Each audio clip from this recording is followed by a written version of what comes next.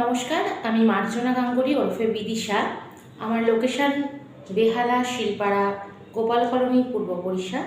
আমার বয়স 31 বছর এবং আমি পেশায় একজন মঞ্চ সঞ্চালিকা, টেলিভিশন সঞ্চালিকা এবং তার সাথে আমি অভিনয়ও করি এবং তার সাথে আমি আকাশবাণী কলকাতায় কর্মরত। এটা হচ্ছে আমার ডান দিক, এটা হচ্ছে আমার বাঁ দিক, এটা হচ্ছে আমার সামনের দিক।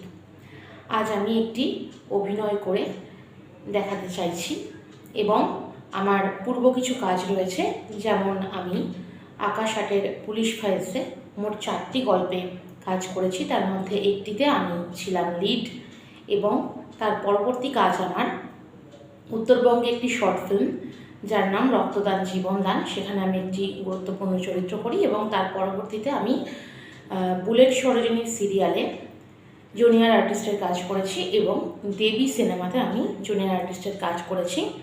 বুলেট সরোজিনী টেলিকাস্ট হয়ে গেছে এবং দেবী সিনেমাটি এখনও রিলিজ করেনি, সেটি আর কয়েক মাস পরেই হয়তো রিলিজ করবে। এটা ছিল আমার অভিনয়ের জার্নি। এখনও পর্যন্ত আমি এই কটি কাজ করেছি। আমি West Bengal motion pictures artist ফোরামের একজন সদস্য। ধন্যবাদ।